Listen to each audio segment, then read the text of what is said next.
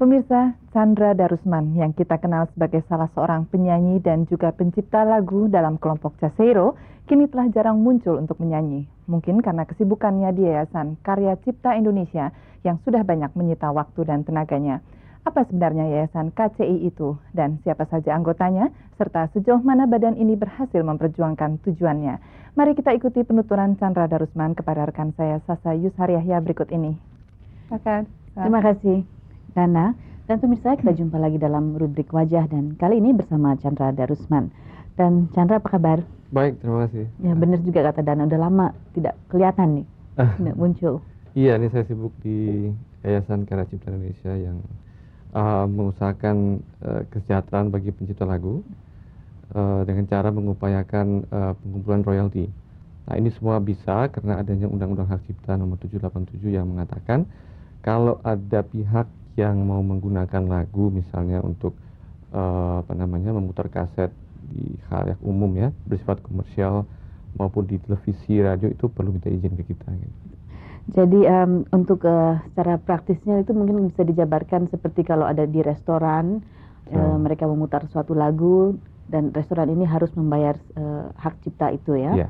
Lalu juga kalau umpamanya ada pertunjukan di kampus dan ada lagu-lagu Indonesia maupun lagu luar negeri yang dinyanyikan, si penyelenggara itu harus membayar hak cipta ini ya. Ya betul, jadi KCI ini kita sebut KCI biasanya mewakili pencipta Indonesia maupun pencipta asing. Di Indonesia ini sudah terkumpul sekitar 600 lebih pencipta lagu, tapi kalau yang asing sudah terdaftar 1 juta lebih. Jadi kita mengumpulkan sama mereka di setiap yang Anda sebutkan tadi, nggak hanya di kampus, tapi semua pertunjukan-pertunjukan yang bersifat komersial.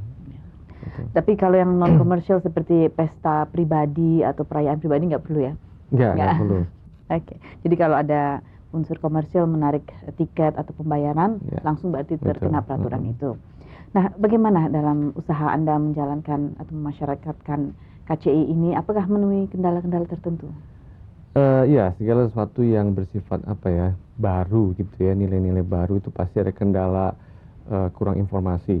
Ya, jadi ya usaha kita ya seperti saat ini saya lakukan ya, misalnya diundang untuk wawancara ataupun mengadakan seminar ya, terus menyebarluaskan brosur untuk memasyarakatkan hak cipta, khususnya performing rights, hak mengumumkan kalau istilahnya.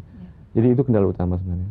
Sedangkan di lapangan, sewaktu Anda mungkin ingin mendatangkan suatu tempat hiburan, dan apakah mereka langsung bisa menerima bahwa mereka harus membayar ini, atau biasanya ada tarik ulur dulu, atau pernahkah nggak sampai ke meja hijau umpamanya? Iya, jadi kita memang sudah sejak semula sadar ya, nggak begitu mudah untuk mengumpulkan royalti ya. Sebab bagi pengusaha yang dikolek atau ditagih itu kan merupakan kos tambahan. Tapi biasanya kalau mereka diterangkan apa maksud daripada KC ini menagih, yaitu untuk para pencipta supaya mereka bisa berkarya lebih bagus dan sebagainya, mereka biasanya ngerti. Tapi ada kelompok yang kadang-kadang nggak mau ngerti walaupun itu.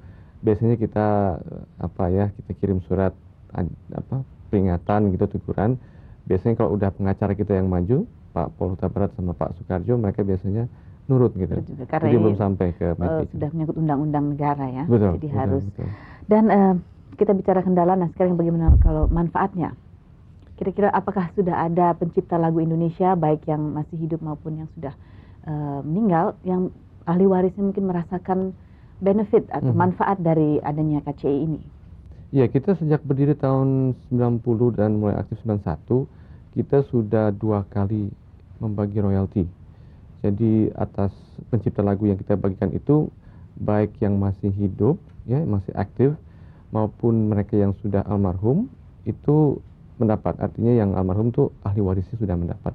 Misalnya Ismail Marzuki, ya, misalnya almarhum Kusbini, itu semua ahli warisnya mendapat royalti karena lagunya masih sampai sekarang diputar, sifatnya abadi gitu ya. Dan sedangkan pihak-pihak atau lembaga-lembaga yang harus membayar hak cipta ini, apakah bisa disebutkan mungkin siapa aja yang sudah mengikuti peraturan ini? Ya, saya bisa bilang kalau dari kategori broadcaster ya, itu TVRI, kemudian dari TV swasta ya tentunya RCTI lah yang merupakan pelopor ya, membayar royalti. Terus dari dunia radio ya, swasta maupun pemerintah RRI. Kemudian dari tempat-tempat hiburan di seluruh Jakarta, kita boleh klaim kita sudah mengkolek sekitar 60% lebih, hampir 70% selama 2,5 tahun ini. Jadi semacam tempat-tempat karaoke atau nightclub itu mereka betul. sudah Restoran, bisa karaoke, nightclub, bar itu semua menggunakan lagu secara komersial di depan umum gitu ya. Bagaimana dengan daerah Indonesia lainnya? Iya, kita mulai rencana khusus? Iya, kita mulai tentunya sifat dari undang-undang kan nasional. Jadi kita mulai Desember kemarin sudah mulai di Bandung dan Januari kemarin di Surabaya. Mudah-mudahan pertengahan tahun nanti itu kita mulai di Bali. Oke. Saya ada satu kasus khusus yang ingin saya tanyakan, yaitu mengenai Pandiangan Project ya, yang menggunakan lagu-lagu asing dengan lirik Indonesia. Nah itu peraturannya bagaimana, Chandra? Sebenarnya ya seperti saya bilang tadi, segala sesuatu atau semua pihak yang ingin menggunakan lagu itu harus ada izin kan. Apalagi dalam hal ini merubah lirik ya, sebab ini menyangkut hak moral.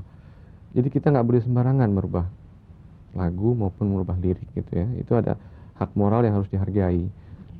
Nah, yang saya sayangkan, walaupun dari segi penyajian musiknya cukup unik, tapi mereka kan kaum intelektual mahasiswa ini harusnya bisa ada sense bahwa mereka harus menghargai hal ini. Ya. Oke. Baiklah Chandra, waktu telah habis dan mungkin di lain kesempatan kita bisa teruskan lagi perbincangan ini.